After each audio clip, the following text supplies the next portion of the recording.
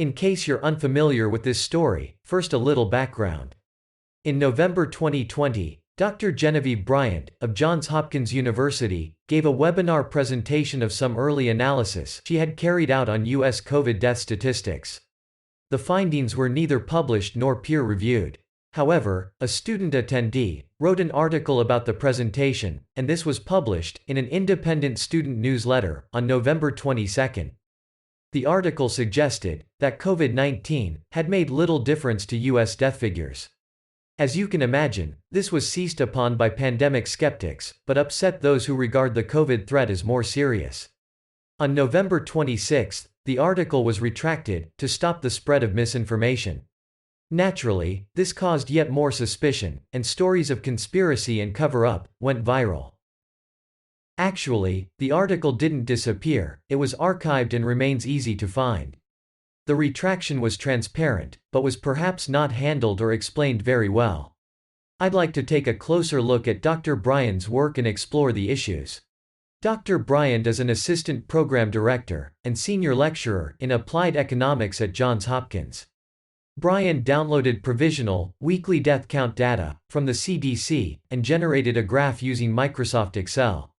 It is this graph, and its interpretation, that caused the controversy. Each color represents an age group. Over 85-year-olds in the top band, then descending by 10 years in each successive band. So 75 to 84, then 65 to 74, followed by 55 to 64, and so on.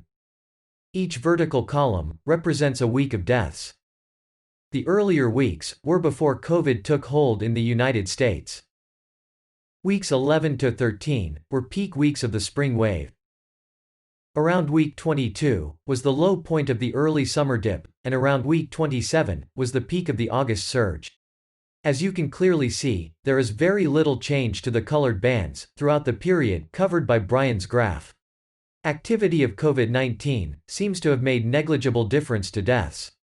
However, is this really what the chart tells us? The answer is no.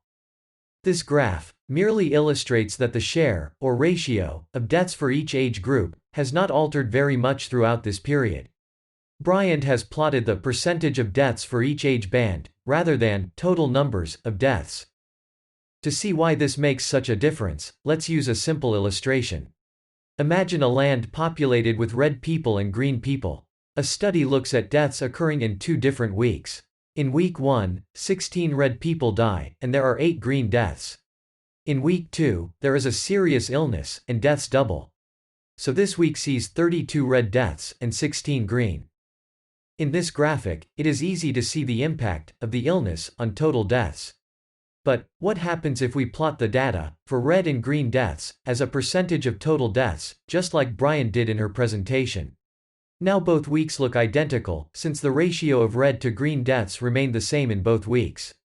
Whilst the second graph is of interest, it's the first one that is most informative about the death totals and impact of the illness.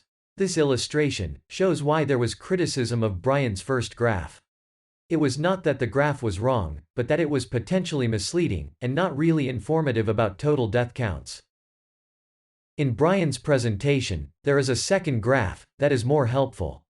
This plots deaths from all causes from 2014 through to end of September 2020. Probably the first thing that you note is the seasonal nature of deaths. Each year has a peak in the early winter and a dip during the summer. This is exactly what you would expect. But 2020 is different. Let's look closer. We have a winter spike, but this is then followed by a dramatic surge. This coincides with the spring COVID peak. Note that the tail end drops, but we have to remember that the last weeks of data will be incomplete, as it can take some time for all deaths to be registered. To really see the impact of COVID, it is worth doing a direct comparison to previous years. Here, I have added 2014 to 2019 death count curves and overlaid them on the 2020 graph. This clearly illustrates the difference in 2020. The pink shaded area represents the extra deaths in comparison to previous years. According to the CDC, this represents somewhere in the region of 300,000 more deaths than expected. How do we look at this? You could argue that from a statistical point of view, this is less than 1/10 of 1% of the total population, so barely significant. And that the impact of COVID has been exaggerated. Alternatively, this is still a significant number. And as despite all the lockdowns, restrictions and other measures put in place to combat COVID-19. Furthermore, the pandemic is not over, and will no doubt claim many more lives before the crisis is over. Perhaps this is only a question of perspective. Do you look at excess deaths through the cold logic of statistical significance, or from a compassionate viewpoint, measuring the cost of the pandemic in human lives? Is 300,000 a small number in the grand scheme of things? Or is it 1/3 of a million needless tragedies? The final comment in Brian's piece is an observation about deaths from cancer and heart attacks. Brian compares the spring 2020 death peak with a previous peak in the winter of 2017-18.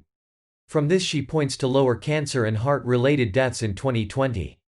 Her presentation is convincing, and you question, where have all the cancer and heart deaths gone? Brian speculates that these have disappeared into the COVID numbers. In other words, suggesting that cancer and heart deaths have been incorrectly counted as COVID deaths. However, these deaths have not gone anywhere, and the apparent disappearance is actually due to the time frames Brian is comparing. Unfortunately, she has not compared like for like. She has compared a winter period to a spring period. Heart attacks and cancer deaths are always lower in the spring. Furthermore, she has chosen 17 to 18, which shows a more pronounced peak than normal. To illustrate this, first I will layer the 2018 section of the graph on top of the 2020 period. I have aligned these so the dates match. You can see that with this, there is no longer such a difference between the 2 years. Then secondly, I'll remove the 2018 graph and replace it with 2019 instead. This is a more typical year, and you will see that here there is very little difference at all between the 2 years. Demonstrating it another way, let's copy the 2017-18 peak. Now we will move it to align with peak deaths in 2020, as Brian did in her presentation. It does look like quite a difference, doesn't it? But now we will recalibrate and align the two by date. Now, once again, with proper alignment, the differences do not look as dramatic. In fact, now you can see that the heart deaths for the 2020 COVID spike are actually greater than in 2018 at the same time of year. This is the exact opposite of what Brian was claiming. I really do not know what to think. We've shown that Brian's work is fundamentally flawed, meaningless, and her claims completely baseless. But what conclusions do we come to? Are these just innocent mistakes? It seems unlikely that a university lecturer would make such basic, schoolgirl errors. So, is this, in fact, deliberate statistical sleight of hand, designed to obscure truth and fit with the narrative of pandemic denial? I will not make a judgment either way, but it does seem ironic that often those who are skeptical of CDC data accuracy rely on suspect data interpretation of their own.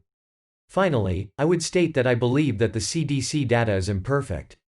There are areas for errors, the data is incomplete and is best seen as a work in progress. A work that provides some insight to, but is not the definitive guide to the pandemic.